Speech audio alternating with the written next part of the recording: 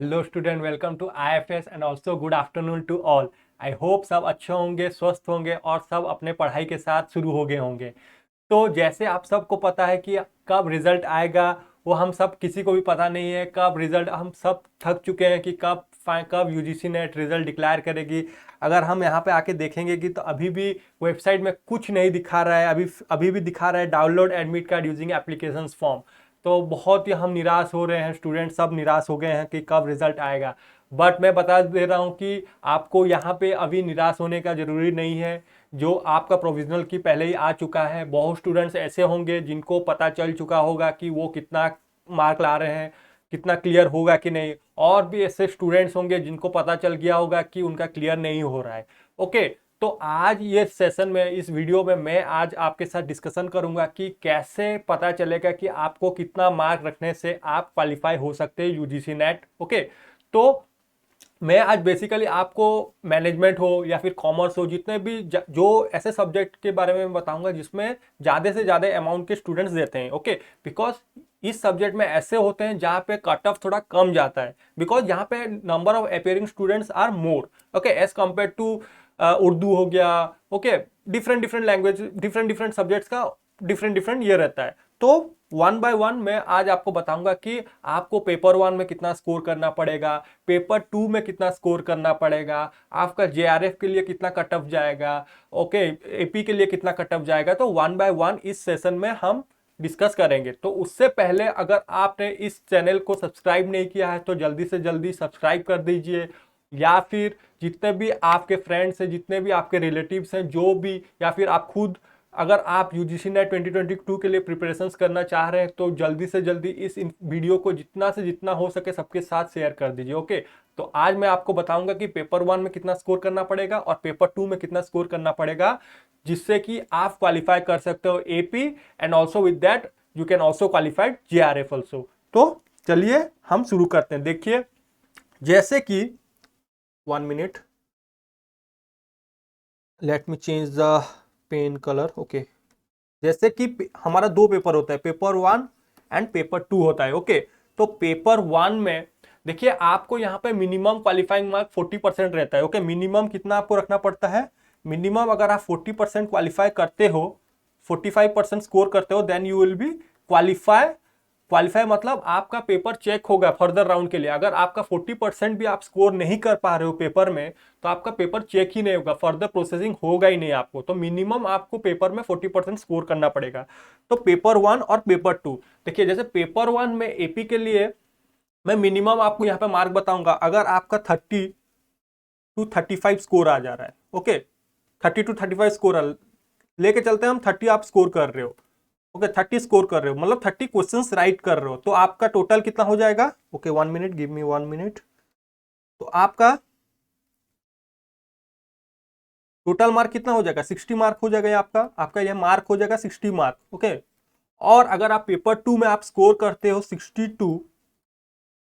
65, मैं लेके अप्रोक्सीमेटली एक अंदाजा से लेके चल रहा हूं कि आप स्कोर कर रहे हो 60 to 65, तो मान लीजिए आप 60 स्कोर कर रहे हो, तो आपका स्कोर कितना हो जाएगा? 120, क्योंकि ईच क्वेश्चन कैरी 2 मार्क, तो 120 मार्क्स हो जाएगा।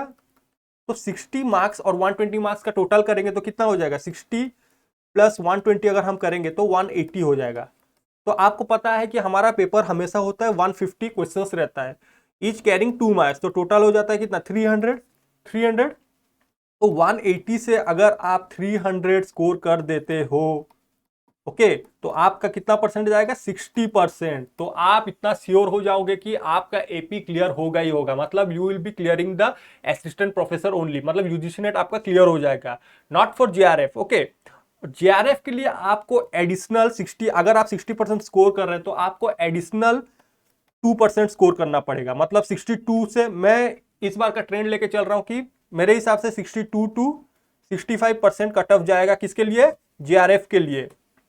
ओके, और उसी हिसाब से मैं आपका बता रहा हूं फॉर एपी ओनली, एपी के लिए मैं बता रहा हूं आपका जाएगा इस बार कट ऑफ 54 से 54% टू 56% के अंदर जाएगा एपी के लिए कट ऑफ। ओके, तो आप अगर 180 स्कोर कर लेते हो बोथ पेपर वन और पेपर टू में, 180 मार्क्स स्कोर कर लेते हो तो आपका 60% हो जाता है, then you will be clearing the assistant professor UGC NET easily. Okay, तो आप एक मतलब बैलेंस ये में रह जाओगे कि आपका सिक्योर हो जाएगा कि आप क्लियर कर लोगे।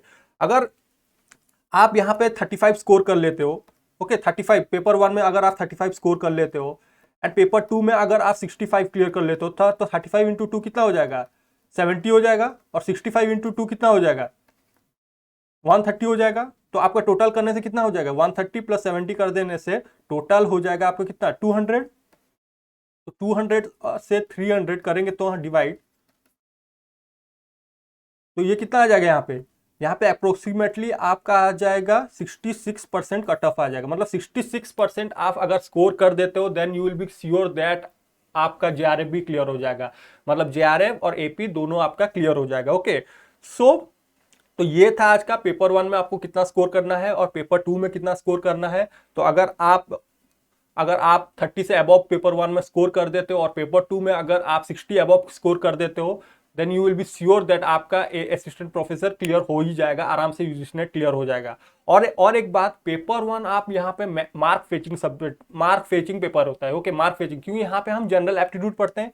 तो आप कोशिश कीजिए, अगर एक स्टूडेंट होता है पेपर 1 में अगर वो 40 से अधिक क्वेश्चन राइट कर देता है, मान लीजिए अप्रोक्सीमेटली वो 40 क्वेश्चन राइट कर रहे हैं, तो 40 इंटू 2 कितना हो जाता है, 80 हो जाता है। और वो पेपर 2 में स्कोर करता है कितना, मान लीजिए वो पेपर 2 में स्कोर कर रहा है 55। Okay give me 1 minute. मान लीजिए वो पेपर 2 में स्कोर कर रहा है 55, तो 55 इंटू 2 कितना हो जाएगा, 110 हो जाएगा। तो 110 प्लस 80 अगर कर देते हैं हम 190, तब भी उसका आराम से क्लियर हो जाएगा। क्या असिस्टेंट प्रोफेसर के लिए यूजीसी नेट आराम से उसका क्लियर हो जाएगा। तो पेपर 1 इज मोस्ट इंपोर्टेंट और बहुत इंपोर्टेंट होता है। और इस बार का पेपर जो 2021 में जो पेपर हुआ था, लास्ट टाइम जो पेपर हुआ था, उसमें क्या हुआ था, बहुत से स्टूडेंट्स पेपर 1 में ही कम स्कोर किए हैं। ओके तो इसी हिसाब से मेरे को लगता है इस बार कट ऑफ कम जाएगी। तो टेंशन लेने का जरूरत नहीं है। जो अपना प्रोविजनल आंसर की से देख चुके हैं तो उनके लिए वेल एंड एनफ, वो अच्छा स्कोर कर रहे हैं, दैट कॉन्ग्रेचुलेसन टू देम। जिनका कम आ रहा है उनको भी वॉरिड होने का कोई भी जरूरी नहीं है। आप अगेन अपना स्ट्रेटेजी बनाइए, फिर से अपना प्रोसेस को स्टार्ट कर लीजिए, work hard and have patience, definitely you are going to crack this exam. Okay आज के लिए इतना ही बताना था। हमारे साथ इसी तरह जुड़े रहिए हमेशा। That's all for today. Thank you and have a nice day and enjoy your day. Thank you.